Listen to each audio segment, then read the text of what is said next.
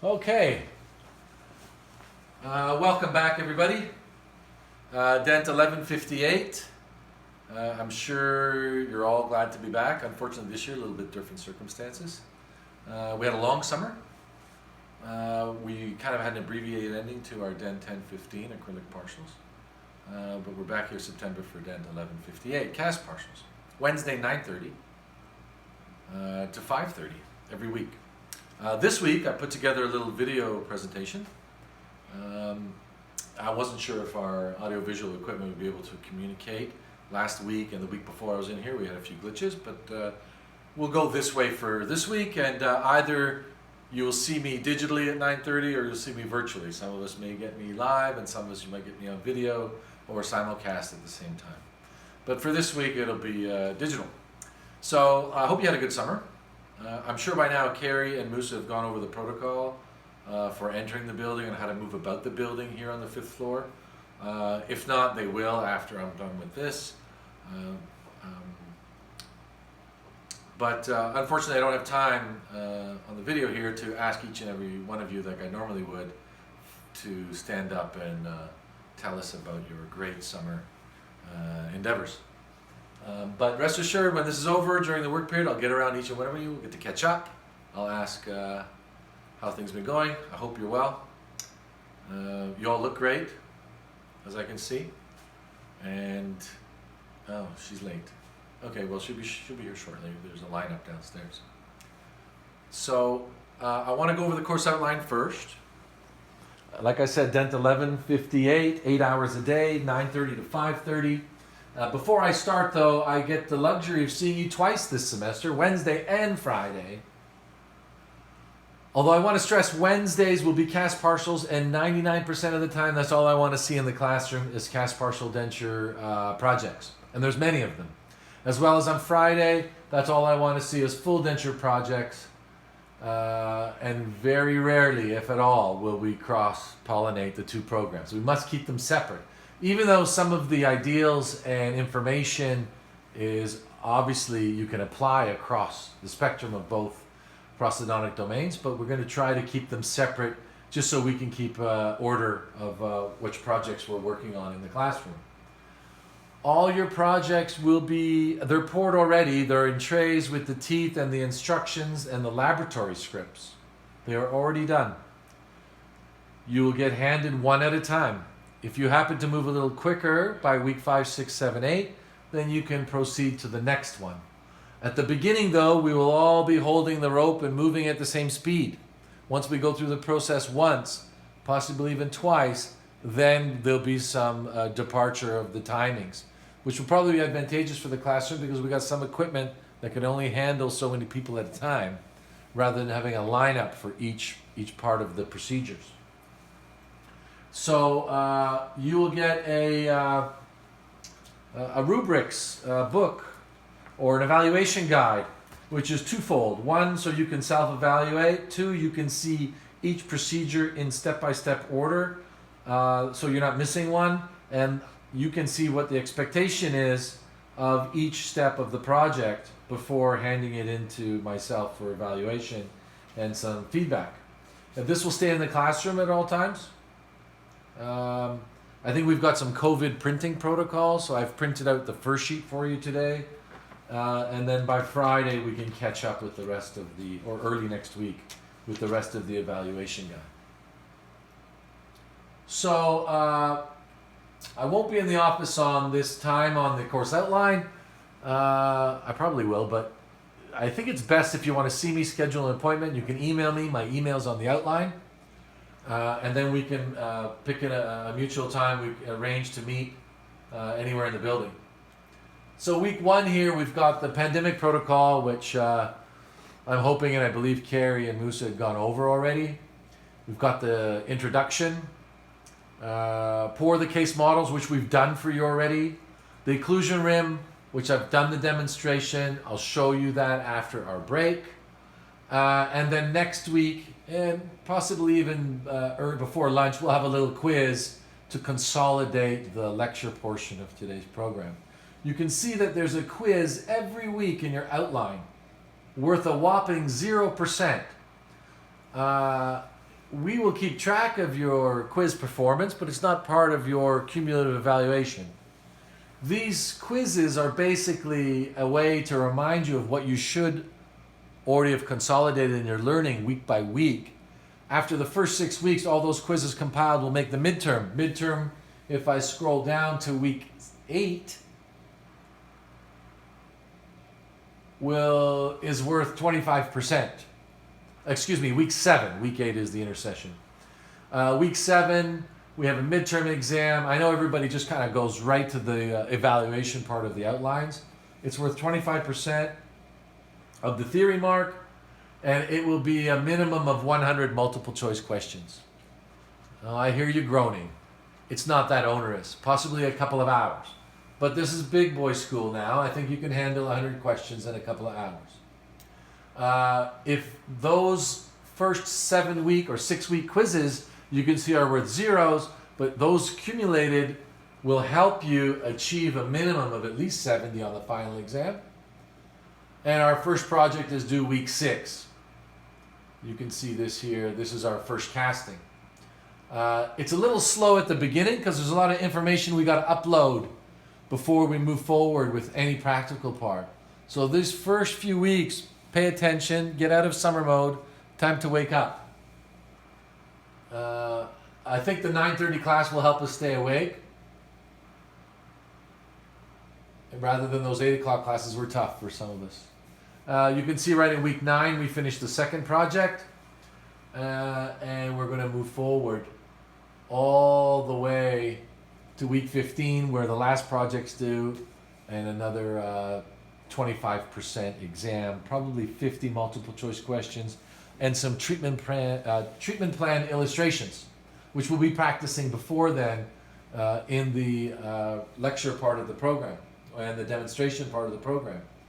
So you can have a look over the course outline. If there's, I picked out the most popular or glaring things that you would obviously pick up right away.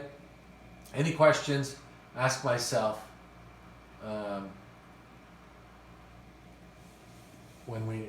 You can ask me anytime today.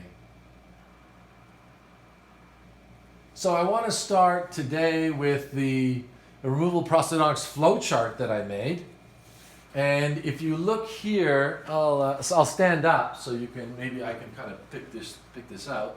But you can see the center part here are the acrylic partial dentures prosthodontics. We've got the single tooth transitional thumb partial, the transitional immediate dentures, and then it goes down to even more segmented sections like overdentures, Virginia partials, Q-sills, attachments.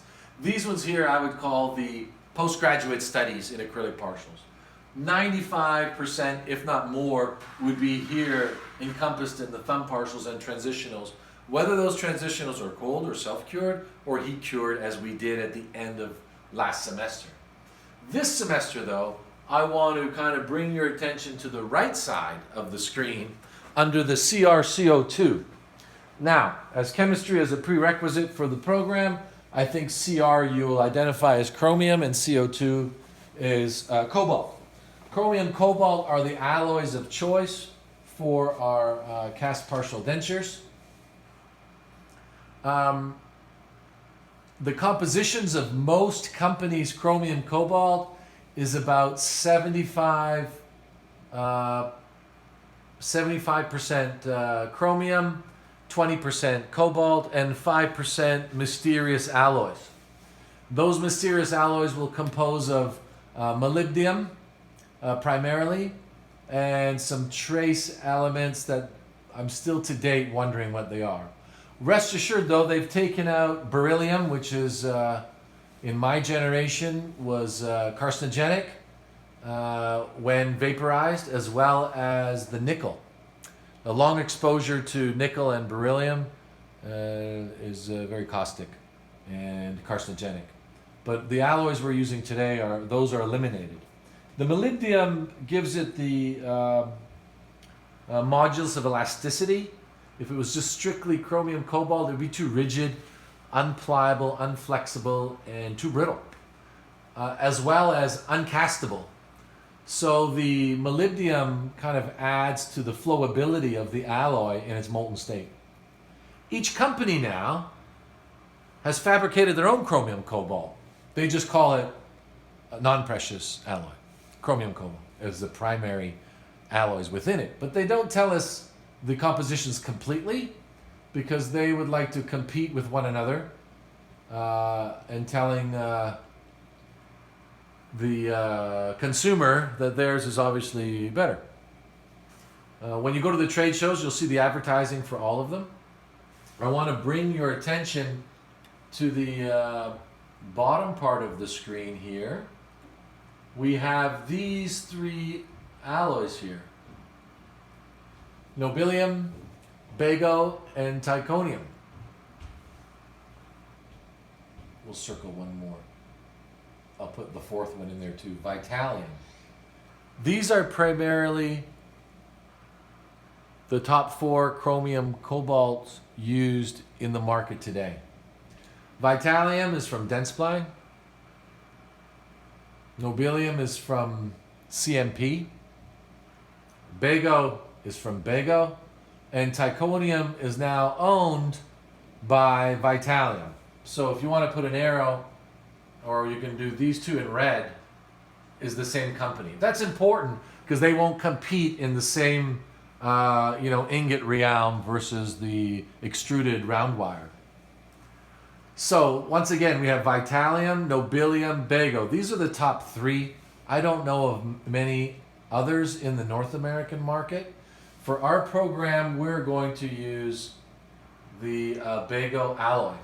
As well as, we're not only the Bego alloy, we're going to use the Bego phosphate investments, the Bego silicone, the Bego wax pattern, the Bego casting oven, the Bego deplater, and so on.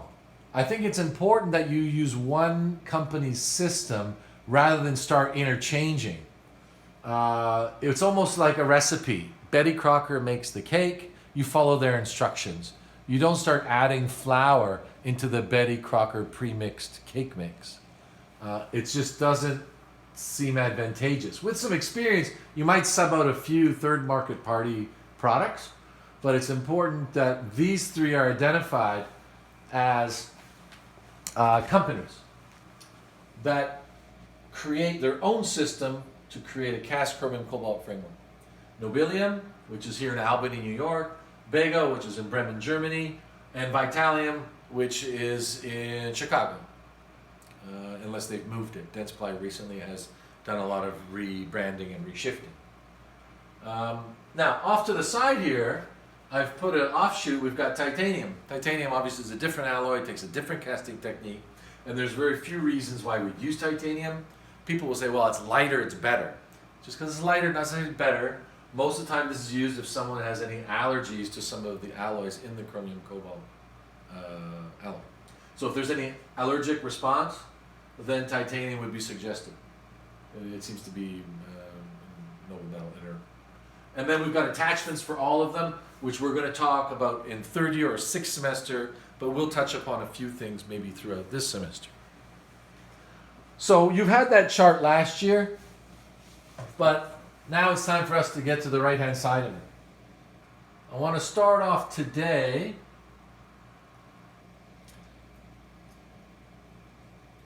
Lecture 1. Communicating partial edentulous condition. Communication is the secret to most successful systems or groups. We have the dentist and the technician. We need to communicate very smoothly. You will all get a notebook, if not today, by the end of the week or early next week, but I photocopied the first 2 pages of it. This notebook is a compilation of some of the notes, so you can follow along with the presentations, which follows my notebook, which follows the textbook, which follows the YouTube videos and demonstrations and presentations. Sew them all together, you've got DENT 1158. Now, communicating partial dentures is very important. So I brought some of my textbooks here. I have them here at home. But I have the Bego's Precision Milled Partial Denture Construction. I've got also Dr. Marxer's, which is very popular. I've got Davenport's Color Atlas of RPDs. A lot of the pictures I've taken in these presentations are from Davenport's textbook because I think his illustrations are excellent. And then we've got the mainstay, which you'll see at the dental office, or many DDSs. They're using the Atlas to RPD design. I have it at school. I'll show you when we're there live. That I have Dr. Kennedy's original first textbook on cast partial denture design from 1926. I got it on eBay for a huge amount of $8 US plus shipping. And that textbook still holds true today. So I'm sure you're wondering, saying, wow, 1926, what has changed between 1926 and today? Not much, except that today's books are in color. But the information is still the same and the research is still the same. And many of you, I guess, may be sitting there saying, well, why hasn't things changed too much? The products have changed, the materials are better, but the treatment planning is the same. The human species didn't evolve to another dimension where we've gone 4 molars or 5 molars. So this Kennedy classification, he was the one that developed this classification system. To digress, I talked about why nothing's changed. I've got LMT's magazine. It comes every month, 2 months to me, and I read it, and I'll say this probably every week it comes in when you see me. How many cast partial dentures will you see in this magazine? The answer is 0, because that's not cutting edge. We're going to talk about implants, zirconia, and milling, and all types of other treatment modalities which are obviously digital these days. Cast partial seems to be, let's say, one of those analog technologies still. Although we will introduce in your booklet, you'll see project 6, which will be the end of next semester. Then 2004 will be an extension of this program. And our last casting we will do digitally. We're going to design it digitally. The digital lab upstairs should be completed by then. If not, we have 10 stations here in room 508 that you'll be able to play around and with the help of us come up with something that we're going to print in the DLP printer you can see there on the back row of 508, and we may have different printers upstairs at the same time. And then once we print the framework, then we're going to cast it, our print. That'll be project number 6. So what is our motivation of this module? Well, there's 65,000 possible combinations of edentialism of the human. If we count 32 teeth, missing every other one, missing every third one, missing every fifth one, there's 65,000 possible combinations. So to write about 65,000 different possible combinations to identify each treatment plan for those combinations would be impossible. So what I've done here, with the help of Dr. Kennedy from 1926, is that we are going to streamline it into 4 classifications. Yeah, you guessed it, class 1, 2, 3, 4. Really high tech. Now, each one of those classifications has a certain type of edentialism, and each one type of that edentialism will lend itself to one type of treatment plan design. And I have outlined in the notebook what you must have as criteria for Kennedy class 1, 2, 3, 4. Anything outside these minimum requirements would be completely iatrogenic and malpractice. I will go that far to say. Because I've been looking every day at things that come through the office, and I see so many times where I'm like, wow, they missed the boat on that one. Now, there is some circumstances, obviously, that you can't see from seeing a product, that maybe there was something underlying, something broke, something got cut off, something was missing. But we need to, let's circle back now. We need to talk about these 65,000 combinations. Writing and speaking about them is a big pain. So we want to streamline it. And that's what we're going to talk about today. If you look at any of those partial denture textbooks that I have in front of here that I just put on the screen, plus the 2 we're going to use, we're going to use Quintessence Removal Partial Denture Design and the USC textbook, as well as my notebook. There's a lot of reading material for this program. So if you walked in today thinking, oh, it's Carolitas' class, another acrylic partial dentures flyby, Wrong. There is a lot of work for this semester, and the hours allocated to this program completely identify that. So let's get ready. We'll all hold that rope and we'll get to the finish line in another 15 weeks. Now, back to these classifications of design. There's 4 of them. I didn't invent them. Dr. Kennedy invented them. They're going to aid in design, and they permit the differentiation between tooth and tissue-supported RPDs. In the handout that I've given you, which is a precursor to the larger booklet, you can see that Kennedy Class 1 and 2 are tooth and tissue-supported. Class 3 and 4 are tooth-supported. So you ask yourself, what does that mean? I see it written down, you've gave it to me, you've told me. Well, what does it actually mean? If a way to kind of visualize it and maybe understand those 2 terms, if you think in the terms of a full denture, the full denture is completely tissue-supported. There is no dental structures supporting that denture. So in these partial dentures, Class 3 and 4, they're completely supported. The forces of mastication, the vertical downforce load or occlusal load is supported by the tissue only. Therefore, it has to be designed in a certain way that the tissue can tolerate these loads. Kennedy Class 1 and 2, tooth supported, different treatment modality, because we've got the teeth also supporting the partial denture occlusal load as well as the tissue. So we can change our ideal a little bit. Oh, I maybe jumped a slide there, sorry. So our competency today is to be able to identify and communicate the various combinations of teeth and edentulous spaces in the mouth. So in the next 30 minutes, after I'm done here, you will walk out the door and say, I know my Kennedy classifications. You will look at any model, any illustration, any drawing, any textbook, any magazine, and visually identify it very quickly.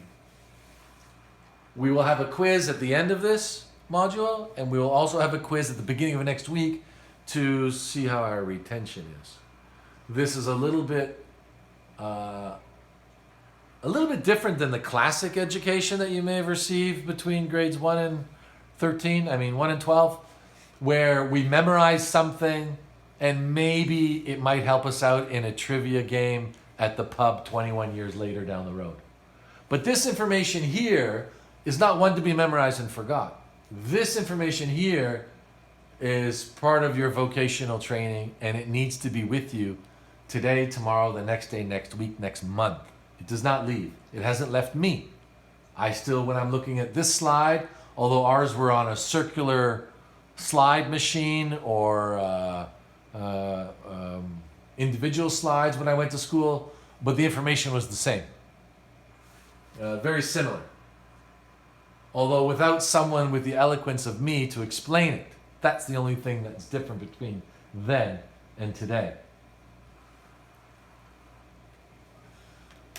So, as you digest my last statement, I see you laughing. I hear you laughing. The objectives. Let's state the basis and requirements of an RTD class system. Well, the combinations of the teeth, the edentulous spaces, will classify a case based on Kennedy's system. This is reiterating what I had already said. Now, 1926, he came up with the classifications. There's a bit of a history class here. And we got Dr. Applegate that said, whoa, his classifications don't apply to everyone. So we've got Applegate's 8 rules that he's applied to these Kennedy classifications, which we're going to discuss here as well. We're going to demonstrate the classification of the partially edentulous arches. State the uses of the system today. Well, like I said, the history. I was off a year. He did it in 1925. My textbook was 1926, so I guess it took a year for that textbook to come out. It's based on the classification of edentulous areas and the arch and the nature of the support. The nature of the support, like I said, is tissue supported versus tissue supported. The Kennedy class system attempts to classify in a manner that suggests certain principles of design for a given situation. Now, once again, arrogantly I will say, and I'm going to stand up to stretch my legs, you're kind of lucky I'm here because I got this diatribe when I was a student. I had these textbooks, older textbook, when I was a student. The textbook even says a removable partial denture design. So I'm assuming that this textbook has a lot to talk about design. Unfortunately, when I open up the textbook, they talk about Kennedy classification for one whole chapter, and so on, and major connectors and minor connectors. And I will find design on 2 pages of the 245 pages of a book that's called Denture Design. 2 pages. Now, let's not go that far, where I look at Davenport's Color Atlas. Okay, he doesn't say design, so I can't really be too hard on him. But really, half a page of design. On our notebook, I've given you the rules for all of these Kennedy class designs. So basically, I've summated all the textbooks that exist in cast partial denture design, and I've put a little bow on it for you. So don't think that, oh, I went to George Brown, I got a scrape of the surface when it comes to cast partial denture design. You've got the 6-course entree. Whether you decide to eat all parts of that entree or just stick with the dessert is up to you. But you will have everything you need in partial dentures. Now, my bottom statement here. Kennedy class is the starting point for the case design. If you don't know this, then we can't move forward. Now, I can see some of you out there thinking, well, design, isn't that the dentist's idea? Well, those dentists had those same textbooks you did, and maybe they chose to not even go for the dessert. And they maybe only had a 3-course meal of their partial denture education, and it may have been a little off-forgotten thing on a Friday afternoon down the street here on Edward Street at the University of Toronto. Or globally, where many of our dentists in the GTA have emigrated from. We need to consolidate everyone's learning. But unfortunately or fortunately, the dentist is leaning heavily on the technician's skill and academic astuteness to design the case for them. Many times, and I'll show you in further presentations of prescriptions that I've taken pictures of without the dentist's name on it, showing you what they are asking me for. It says make RPD, that stands for removable partial denture. Make frame, I guess that stands for Chromium-cobalt framework. How about just a blank piece of paper? I may get their name on it. And then they say, well, you know what I want.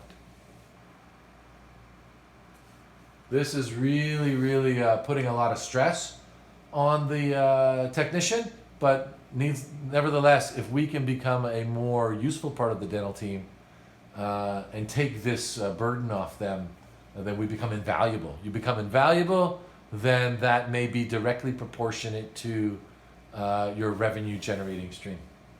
We'll leave that conversation for another day as well. Let's get back to this Kennedy Class 1 here. Like I said, it's based on the type of support. Tooth and mucosa supported. This has to be understood and accepted, which I think by now you've visualized. The 1 and 2 are tooth and tissue, and the 3 and 4 are strictly tissue supported. Again, I repeat myself. The combinations of teeth, the spaces will classify based on the system. Class 1. Now, you can look at the illustration I've handed out to you, or you can look up here on the screen, it matches. Class 1 is a bilaterally dentous area posterior to the remaining teeth. Those posterior remaining teeth could include 1 molar, 2 molars, 2 bicuspids, 2 molars. The most important thing here in the Class 1 is that it is no terminal abutment. There is no natural tooth past the last tooth in the client's mouth. Class 2 is it's on one side only. It's a unilaterally dentulous space posterior to the remaining teeth. Keep in mind, this is partial denture class. We're talking about people that are missing some teeth. Class 1, they're missing all the back teeth on both sides. Not all of them. It could be 1 on one side, 3 on the other, 3 on one, 2 on the other. They could be missing all their teeth distal to the 2 centrals. They're missing 2, 3, 4, 5, 6, and 7 on both sides. They look like the chipmunk in the backyard or the rabbit with 2 teeth, but they are a Class 1. That's important to know is because now when we give instructions to the dentist or the dentist gives instructions to us, they'll say, well, I've got Mrs. Jones in the chair. She presents as a Kennedy Class 1. And then there's a little pause because I think the dentist is kind of checking to see if I know what that means. And they'll be asking you what they know, if you know what that means as well. And then I'll go, how many of the teeth in the posterior region are missing? They go, oh, okay, so mentally they're thinking he does know. and then they'll go and proceed to tell me which teeth are missing and the rest of the opposing dentition, etc. So, class 1, bilaterally edentulous area missing. Class 2, on one side only. Now, those are just words. For those that need a picture, let's get to the picture here of class 1. So you can see here in the illustration, whether it's upper or lower, and this one happens to be an upper, the patient's missing numbers 6 and 7 in the first quadrant and 6 and 7 in the second quadrant. This here will help you visualize the Kennedy class 1. It's too early to run now and talk about design. Today, and only today, first week, let's go slowly. Can we identify the arches? That is our objective and goal for today. And then we'll consolidate that again next week with a quiz. Let's go back and class 3. Talk about class 3 is now we got to know that class 3 was tooth supported. Don't forget about the origination of the support. It's unilaterally edentulous area. It has natural teeth on both sides. It could be 1 tooth missing, 2, 3, 4, 5, 6, 7, 10, 12 teeth missing, but there must be abutment teeth on either side of that edentulous space. And class 4, which really is something that I'm going to talk about next semester in detail, because this here deserves a lot of discussion, class 1 and 4. This semester, we're going to concentrate on the procedures and fabricate class 1 and 2. Next semester, DENT 2004, because our procedures will be consolidated, we'll go on to produce Kennedy class 3 and 4 and multiple units after that. So this semester, the tooth tissue supported frameworks. Next semester, the tooth supported frameworks. Class 4 now, before I get ahead of myself, it's a bilateral anterior edentulous space only. So when I say anterior teeth only, that includes only 1, 2, 3. Canine lateral cuspid, whether it's upper or lower doesn't matter, but it's only centrals, laterals, and cuspids, class 4. If there's anything else missing more than that, then it's something else. But for this class 4 to be identified as a class 4, that edentulous space must cross the midline, meaning both centrals have to be missing. If the patient presents missing just a lateral, then you have to go back. It's a class 3. It does not cross the midline, but now it's an edentulous space with natural teeth on each side. It reverts back to a class 3. Maybe sound confusing right now, but we're going to clear it up with some subsequent slides here. Here's my picture again of my class 1, bilateral edentulous space. Now, I'll get my pointer out here. If the patient, loses the 1-5 here, and maybe on the other side, the 2-4 and 2-5, they're still a class 1. If they lose all the teeth, like I said, except the 2 centrals, they're still a class 1. So today, we're just identifying the arches. Again, to repeat myself again, and you can see on the side here, 1 is tooth and tissue supported. I really strongly emphasize that because without knowing that, we can't move to week 2. Never mind week 5, 6, 7, 10. This has to be universally understood today. Now, we've got class 2 here. I've got an illustration, which I think will help you. This matches the illustration in the textbook, but maybe the opposite side because of inverted. But regardless, it is a unilateral free end. The patient here is presenting missing 2-4, 2-5, 2-6, 2-7. If they are missing, I'll just stretch myself again. Even if they're missing here from the centrals and laterals and canine, they've got a 2 to 7, that's still a class 2. The edentulous area is still on one side only. So you can practice this. You can practice this at home. You can practice this at the kitchen. You can practice this in your bedroom. You can practice this with your textbook. Open it to any page where you see an illustration or a casting. Try to identify the Kennedy class. This will be your practice. Open a magazine. At the front of the classroom here, I bring all my magazines. They are stacked up. Carrie's hating me right now. Paul, get rid of your damn magazines. But these magazines have a purpose in the classroom. These magazines are from even the last 4 years. I think Carrie's downloaded the years prior to that. But she's right. Thanks, Carrie. I'm not complaining. But I just have a hard time getting rid of those magazines. Again, the class 2 is tooth and tissue supported. Class 3 now, moving on.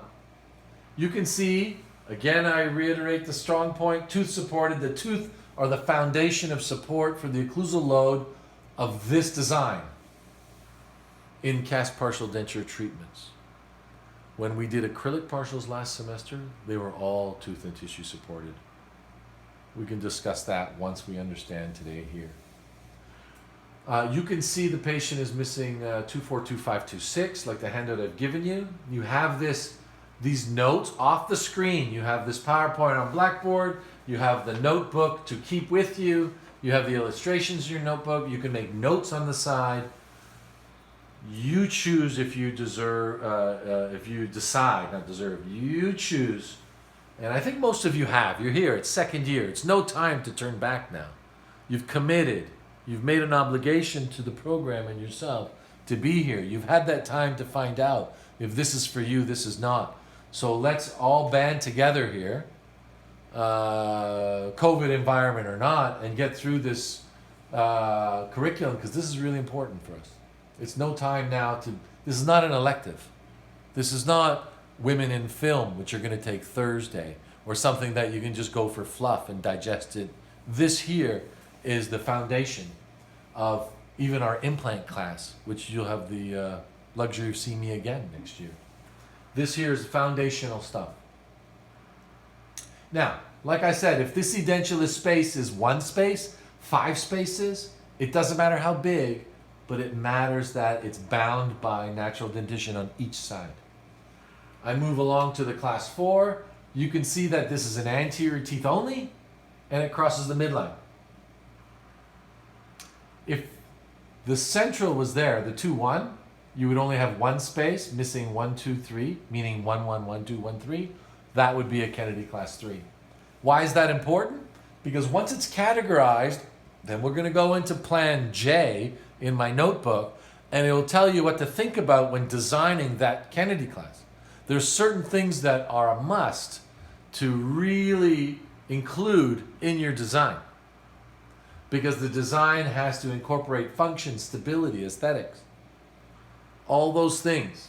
And even if we accomplish all those things, and here's the negative part of the lecture today, even if we've accomplished all those things in perfection, due to the psychodynamics of the treatment with the client, there still is somewhat of a failure to meet the patient's expectations. Because I know what this patient's expectation is right now on the screen. They don't want your partial denture, they don't want mine. They don't want yours either, Musa. Sorry.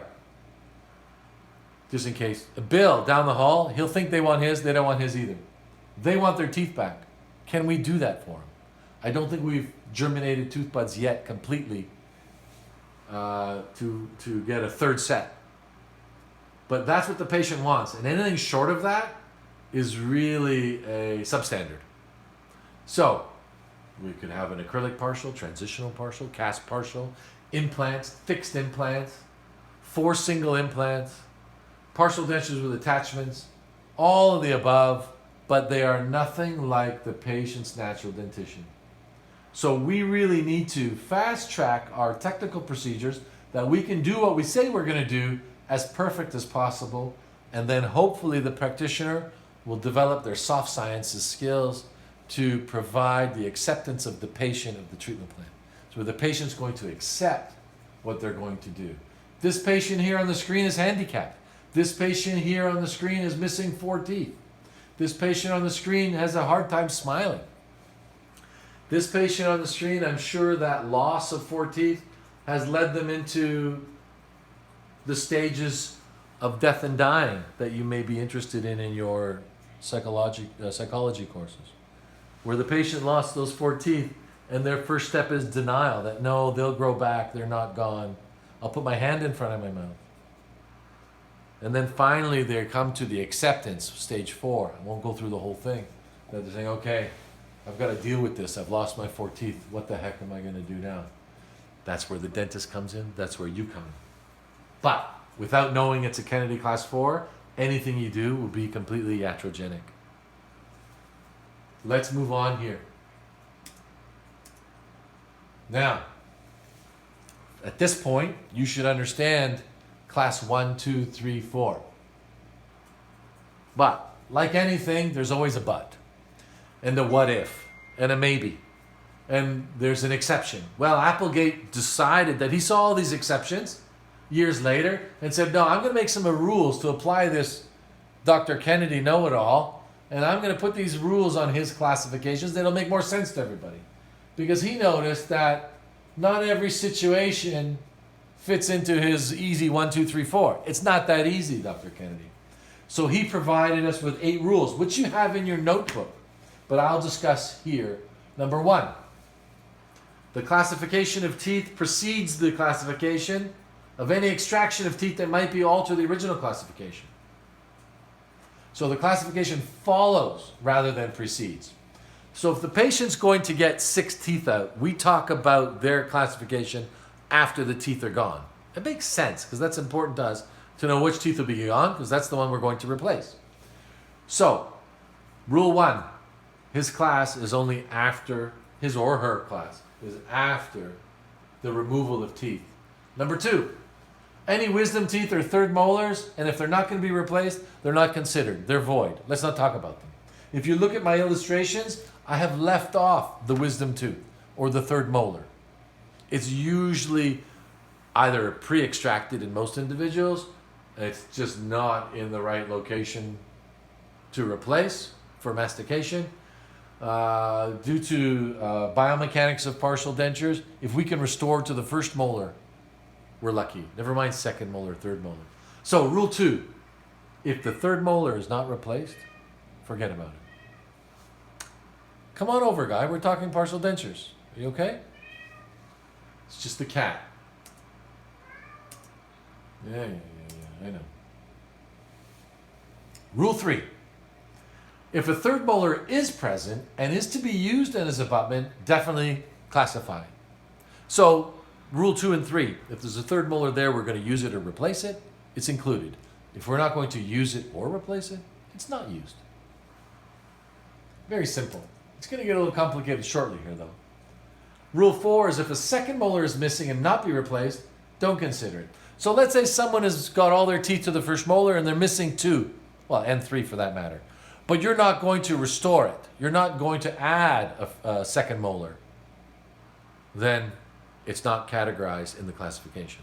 For instance, if the patient is missing a 6 and 7 on one side and a 7 on the other, but you're only going to replace the 6 and 7, then that's a class 2, not a class 1.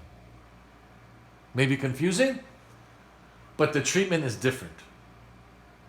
Why would we not replace, though, a second molar?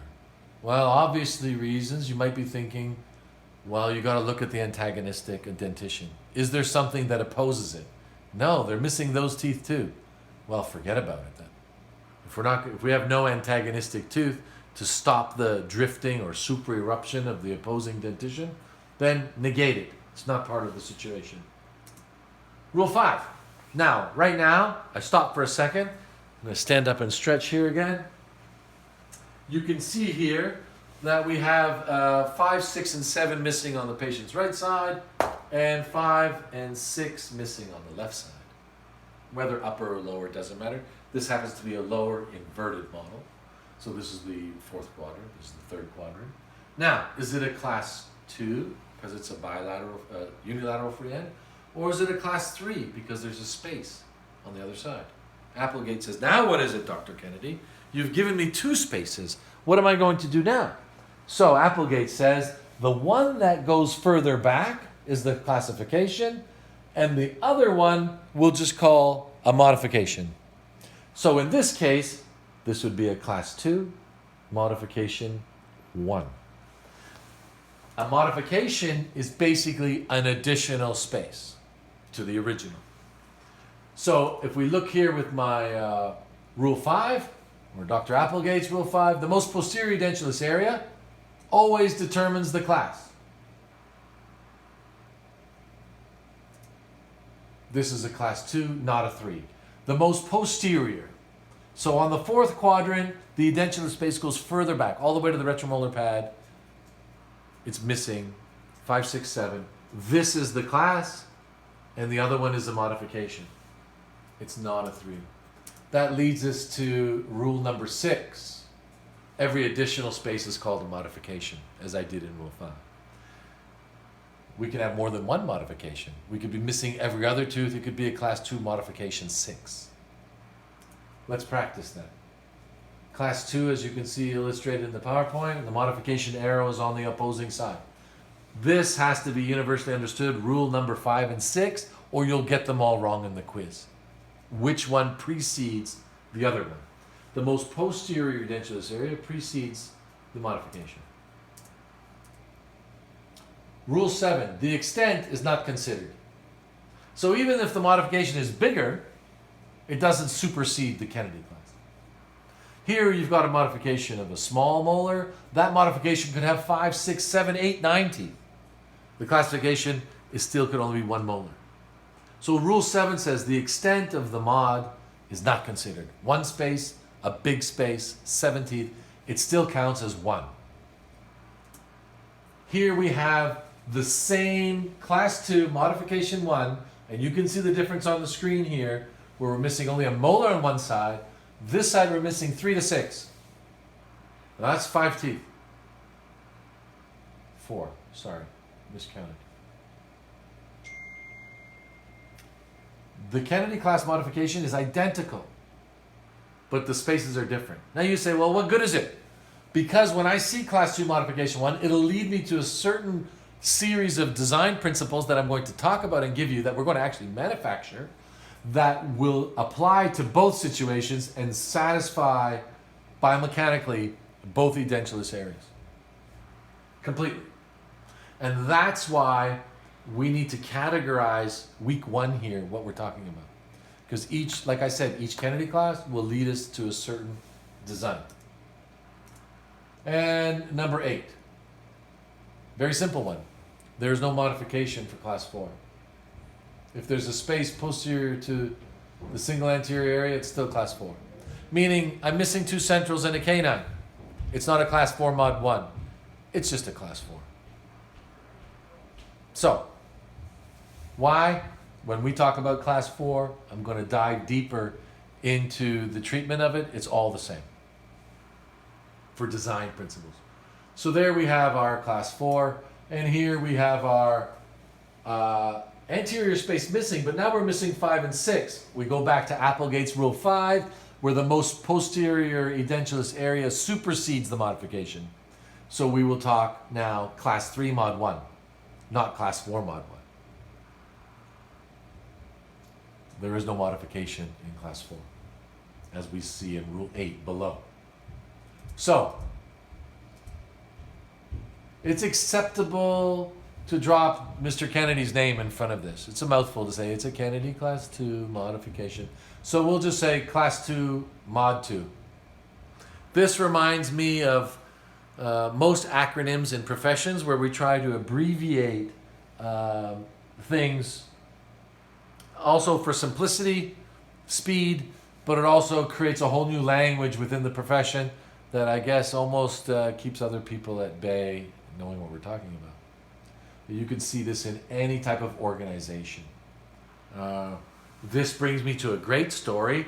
I'm going to stand up for the story because you need a story. I didn't get enough stories in today, but this acronym reminds me of a story where I dated this girl. Yes, I did date. It was in high school, and she was the manager at McDonald's. And I said, I'll pick you up. And she goes, well, I'm not done till like 1:30 a.m. I said, no, I'll pick you up. That's fine, 1:30. We still got lots of time for something. Movies are over. But regardless, I will pick her up. She goes, well, I'm not done till 1:30 because we got an MTF and CTC. So I'm like, okay, is this Kennedy class 2 mod 2? Reminds me of it. MTF, oh. And I'm like dumbfounded, going, okay, this sounds really high-end manager information, manager language. So I asked her, I said, so what is that? She goes, well, we got to mop the floors and count the cash before we leave. So instead of saying mop the floor, count the cash, they would use acronyms like MTF and CTC. Dentistry is no different and not immune to these type of abbreviations. In Kennedy class, we start our journey on these acronyms. Class 2 mod 2. After today, you will understand exactly what that is. So, small story, not an exciting one, not as riveting as usual, but something about acronyms. I digress. Well, I got off topic now. But we need to describe the state of edentulous in Kennedy class. That's what it's basically telling us. What state of edentulism is the patient in? 1, 2, 3, or 4, and then I'm going to go to design principles for those 4 Kennedy class. Now, this is dangerous. Don't use classification to stereotype design. Each case, each person is different. That's like me saying, oh, all you guys are the same because you're students.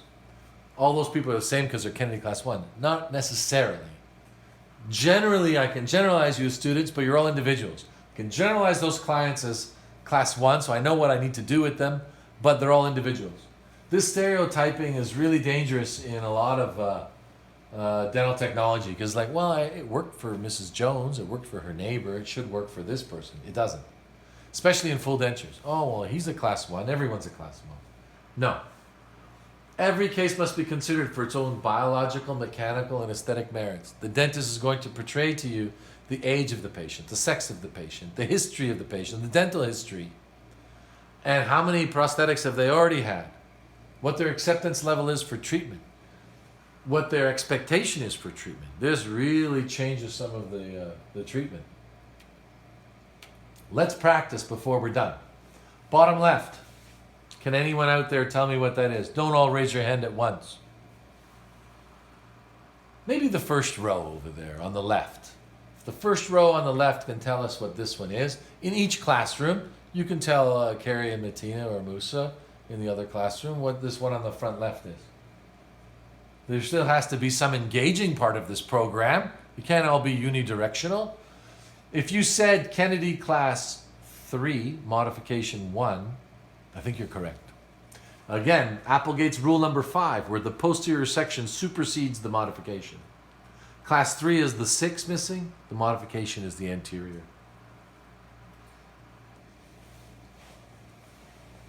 Again, the Applegate's rule number 5, the posterior section, this is the class 3, and here is the modification. Over here in the second one, we've got again, Applegate's rule number 5 comes in a lot here. We've got the posterior section free end superseding the other modification. So this is a class 2, modification 1. You can also write down, this is tooth supported, this is tooth and tissue supported, to get into that habit. Let me put all 6 here. Over here, third row. Okay. Ooh. Make sure you're right. Do you think that she's correct in saying that? Discuss among yourselves? Okay. I think I heard you correctly. Class 3, modification 1, 2, 3. Now, in this situation, both posterior sections are at the same distal extension. 6s are missing. It doesn't matter which side the Kennedy class is, but it does matter that this is a Kennedy class 3. You can identify each side as the class, but how many additional spaces? 1, 2, 3. Or 1, 2, 3. So this is class 3, mod 3, tooth borne. Over here, keep in mind we're missing a 7, and we are going to replace it. Class 2, modification 1. If we don't replace it, class 4. Again, did you get that one? If we're going to replace the 7 prosthetically, and it's in the design, this is our free end unilateral, class 2. Anterior space, modification 1. Yeah, you got it now. Over here, Applegate rule number 5, the longest first. This is our class 2 unilateral tooth tissue supported section. And here we've got modification 2 more. 1, 2. Class 2, modification 2. Last one, you all got it now, I know. You better. Class 1, modification 2.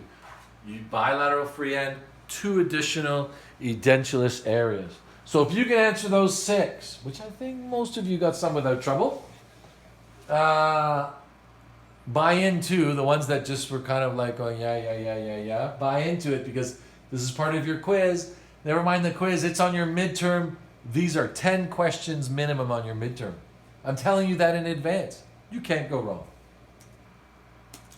here, if you happen to nod off during this riveting digital reincarnation of the class, then you can do this at home and test yourself on your Blackboard PowerPoint.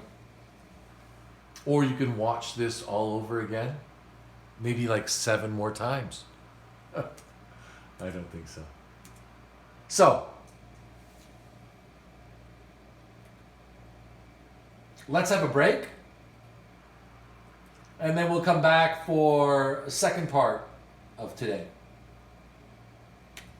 If someone in the other classroom can hit the pause, and we'll see you in 15, 20 minutes. Don't get lost. Be careful if you go outside. You might be in the lineup to come back.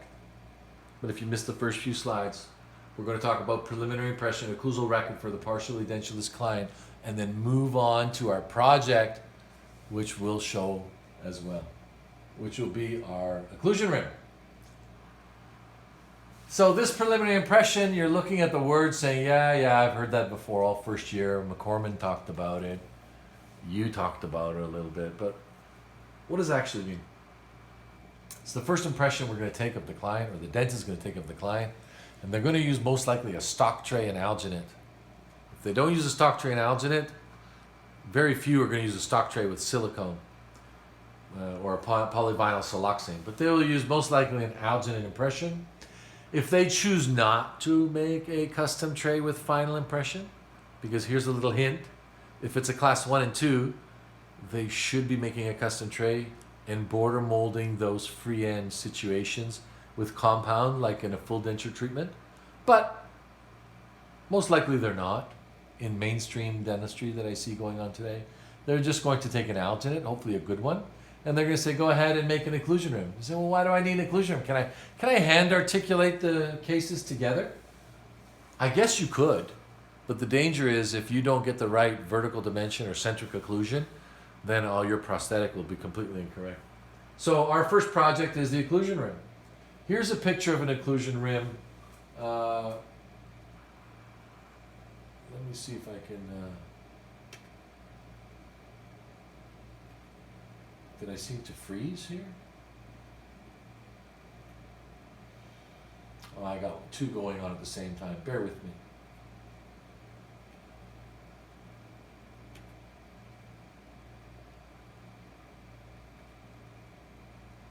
Wow. I'll just scroll down then, I guess. I've lost connection. I'll try opening that presentation again.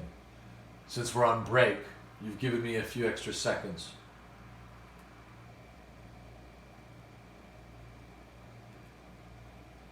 Oh, I got a lot of things open here. Hang on a second. And we won. And preliminary impressions. And we'll just reboot that up. And we'll go to the slideshow from the beginning. And there we have it. Technology. A necessary evil, I guess. There's technology. But we're back to the preliminary impressions. A little break there. Here's a picture of an occlusal rim. You can see the impression of the opposing dentition inside the occlusion rim. This occlusion rim not necessarily is great. Just because I show a picture doesn't mean it's great. But it does show what one is. So what Kennedy class is this? You should know this right off the start here. This is missing more than posterior teeth, anterior teeth. This would be a class 3. We're missing 6, 7, 5, 4, 3, 2, 1 on both sides. The base plate is made out of a shellac. We're making them out of light cure these days. But what information is this occlusal record providing? Number 1. Yes, it's going to sound like denture class right now. Vertical dimension, which is the vertical height of the denture of the patient in a static closed position. If the opposing dentition is natural, then it's centric occlusion. If the opposing dentition is a full denture, it's a centric relation record that we're looking at. In this case, I can see teeth, so I'm going to go out on a limb and say that's a centric occlusion record. Establishing vertical dimension, centric occlusion. I said centric relation if it's a full denture. It's also used as a FASPO transfer. So this occlusion rim will be a third registration. It may not make sense now, but once we talk about it in Friday's class and go over it with our semi-adjustable articulators, a FASPO transfer registration to transfer the position of the maxilla in relation to the condyles. If we don't have this transfer of position of the maxilla in relation to the condyles, then the discursive movements will be off. We need to program our articulators. Now, some of you with lab experience, I can see your faces now. You're looking at me like, we don't use those in our lab. We just glue them on those little plastic things. What are you talking about? They told us school would be useless, and they are so right. Wrong. Let's back up a step now. Those things that you're gluing on are based on average value mountings, the vertex articulators, or the plane line simple articulators, or the hinge articulators. Those are based on average value mountings, where the condylar guidance is fixed at 22. You need to mount the models within Bonwell's triangle that the intercondylar distance is an average of 110. They're fixed. You don't believe me? Take your ruler out, measure your plane line articulator right now. It is 110 millimeters. So, I got off topic so easily. Vertical dimension, centric occlusion, centric relation, FASPO record, whether we choose to or not, that's another reason for the occlusion rim. We'll also mark midline, or the dentist should give us midline. They should give us a smile line, so we can choose the length or the height of the teeth, how much teeth the patient's going to show in a smile. Are they going to smile and we're going to see a lot of gingiva, or are they going to smile and we're going to see just the papillas of the gingiva? We decide that. So we need that smile line to see where or the high lip line. The plane of occlusion. We need to know the plane of occlusion to the horizon. So when they smile, it doesn't look like, oh, could you tilt your head a little bit to the left? Well, now you look really symmetrical. This is not a good idea. We need the canine lines to help us gauge the width of the teeth. Smile line for the length, canine line for the width. Within this canine line would be the distal of the ala, which if we go even further than that, we'll talk about it in full denture class, and we need to go all the way back to Da Vinci and the Vitruvian Man and the direct golden rule of proportion and the proportion, the golden rule of the triangle and the proportion of the human being. You cannot be disproportionate. Yes, I'll admit, I was watching a Hallmark the other day. She smiled, it ruined it for me. I changed the channel. She had veneers with an anterior 6 that looked like Jim Carrey in Mask. They went all the way to the buccal corridor to the second bicuspid. So whoever, the dentist and technician together, were way outside the rules of proportion. We need the midline, the lip line, the canine line, so we can stay in proportion. Now, we can deviate slightly, but at least we know on average what this person's width and length of anterior teeth should be. One other thing here that's going to help us is the lower dentition is marked inside the occlusion rim there. In a class 1, we know where the anterior teeth lie between the in relationship to the lower anterior teeth. So that'll aid in our measurement as well. And lastly, the 10th reason for an occlusion rim is a protrusive record. I could just leave this slide all day and we could talk about registrations, but that could really put you to sleep. But this protrusive record is going to help us program the condyles on our semi-adjustable articulators that we'll be using on Friday in full denture class, so we can achieve group function occlusion, which is non-canine guided occlusion. Group function occlusion is in existence in full dentures, and all teeth are in contact in lateral left and right excursions, as well as protrusive excursions, to maintain stability of the prosthetic because it is tissue supported. Yeah, that's coming back at you. So here's our list. Forget them, write them down, memorize them, look for them in the laboratories in your jobs right now. Some of them aren't, like if it's a lower rim like we're making today, we don't need the protrusive record for the lower. That's just for the upper. We might not need a canine line on the lower. We have the upper teeth to go by. So, but these are the maximum purpose or reasons for an occlusal record or occlusion rim or colloquial term bite block.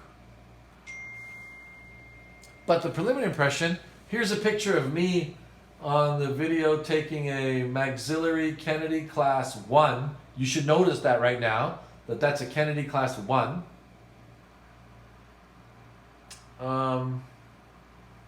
Alginate with stock tray. I didn't really muscle trim the posterior extensions, but the attached and detached mucosa is not so clear. Ideally, a custom tray would have been better, but I can tell you right now that impression there is probably a 9.9 out of what I see in the marketplace. Whether I'm in some kind of Area 51 of Ontario, but I do see things that are kind of substandard to that. Here's another client of ours here at George Brown that we treated. I took this picture with the Elmo camera above, not bad. But here we've got a lower class 2 and an upper class 3, but it's a huge class 4 if you think of the upper. But what I'm doing here is I need the midline, so I can choose the width of these teeth. Canine line, smile line. Here I'm taking a centric occlusion record. You can see a tooth-to-tooth contact on the left side. I don't think the upper 5 and 6 occlude with the lower 5. And here I've taken a Facebook record to program our articulator. This is a Hanau spring bow. Everyone's a little bit slightly different. But here I've also, with the help of my colleague here, I've put out my 2 instruments to show you Bonwell's triangle to the earpiece, or the internal auditory meatus, just about 6 millimeters behind it. You'll find the terminal axis hinge of the lower mandible, which is the average human being is a 110 equilateral triangle. So we need to know the equilateral triangle. I know grade 4 is coming back to bite you today, isn't it? Equilateral triangle. Very good. And here is my protrusive bite record. This will make more sense on Friday in the full denture class. We'll be giving you protrusive bite records, Musa, Carey, and Matina and I, when we mount our full denture cases to program our articulators.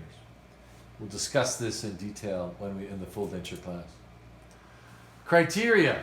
Well, the major connector should be the same outline as the acrylic RPD. The edges must be smooth. Estimate the height of occlusion, and it must be stable. Here's the model of the class 1. I think I did my demonstration on this model, but this is a fictitious model. This is actually our second case. We're going to make a framework for denturism week 6, 7. But it doesn't matter if it's the model you're using today or the model you're using tomorrow. The same principles of outlining the major connector don't, as you can see I'm drawing here on my mouse pad, not too easy, but don't overextend the acrylic denture base. You get into the hyoid group of muscles, the genioglossus muscle on in the floor of the mouth. It's going to spring out the denture, therefore causing an incorrect registration. You're sitting on top of the frenum, the patient's not going to be very happy. It's going to be very uncomfortable. The major connector in light cure or self-curing resin or thermoplastic base plate sheet must cover the cingulum of the anterior teeth. Must cover the cingulum of the anterior teeth. And here's roughly a base plate design. I've cut the extremities of the buccal side short that you will overextend in wax because I know that this dentist didn't border mold the final impression. So therefore, erring on the shorter side, if the rim needs to be adjusted chair side, it can so be done quickly with a knife. You start taking out a handpiece chair side now with the patient in the chair. They're not asleep. They're very in tune and they're awake. They're going, why is that noise being made? Is there something wrong? Why is he taking so long? What did she do? I've never been in, that's never happened last time I was in the dental office. And they're hacking away at your occlusion ring. So now we're into the soft sciences of dental treatment, the psychodynamics. which is an interesting part of the patient acceptance of the treatment. But your rim can help this acceptance by making that treatment at the chair side go smoothly. No rough edges, round. I've given you our criteria in your rubrics booklet on the occlusion rim. I know you can't read it here, but you have it in front of you, where the base plate must be adapted to the cast. If the base plate's not adapted to the cast, it won't be adapted to the patient's mouth. If the base plate's not adapted to the patient's mouth, how can I take a correct registration for you to set up teeth or make a framework or mount the models? Impossible. Appropriate relief for any undercuts. This is a master model. You start engaging light cure in these undercuts and break, chip, or abrade these abutment teeth, your prosthetic will not fit. So you need to treat this model very carefully. No dropping it, no chipping it, no scraping it. Get your instrument off there. If you see or foresee an undercut, you can block it out like my demonstration you'll see after this with wax here. If you block out too much though, then your base plate is too loose or ill-fitting or slack, if you want to use that word. It's not engaging at all. So therefore it has a lot of lateral movement. So am I taking the bite registration here? Here. It needs to be stable in one position. So too much block out, yes, it preserved the model, but it's an inadequate major connector. So my famous words, how much? I hear you, you're right, just enough. Just enough is what's needed. So the buccal curvature and the buccal slope. Don't start putting the occlusion rim way out off the ridge. We know that the framework design and or the teeth subsequently will be directed loading right over this tissue supported class 1 partial denture, will be loaded right over the ridge. Don't start putting the occlusion rim out here. We're going to start making cheek biting occlusion way out here, or way in here when the patient's tongue is constricted. Now, when the patient is a bilateral class 1, you might say, yeah, easy case, we're just replacing posterior teeth, nothing in the aesthetic zone. Problem now is patient lost teeth. What about, you're missing something here in the picture. It's called the tongue. The tongue here, once these teeth are missing, decide to envelop or encase and crawl over to the ridge. They get lazy. I release the belt on my pants. Yeah, summer COVID-10 starts to bulge out over the belt. The tongue will start to engage over the ridge here. The cheeks will collapse. The stomognathic system is collapsed now, vertically and laterally at the same time. Now I'm going to put in a prosthetic.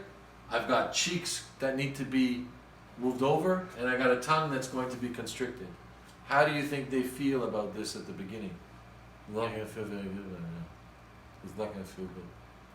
So your rim, could you please stay in the neutral zone? There's a neutral zone for this to be put in. Smooth, rounded peripheral borders. Of course. Any sharp edges, the patient's tongue is going straight to it. They may even jump out of the chair. You can't have anything sharp at all. The occlusal height must be aligned with the dentition. You have the height of occlusion. The base of the model's trimmed to the plane of occlusion.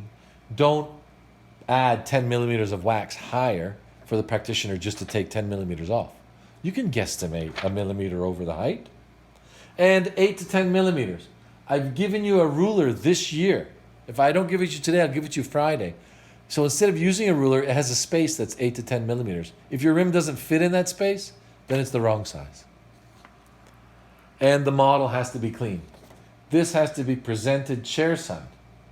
For instance, you go to a restaurant, they give you a dirty fork. Food's good, entree's great. Do you feel like eating it? No. You go to another restaurant, they give you dessert, dirty plate. The dessert was great, but do you feel like even engaging into the dessert? No. Clean model. This has to be presented chairside to the patient. They start seeing wax and your dirty fingerprints and your powder from the Timbits you had on the model. They're not really going to be appetizing, saying, you're going to put that in my mouth? I don't think so, doc. Neatness of the rim, presentation goes a long way. Obviously, it has to function.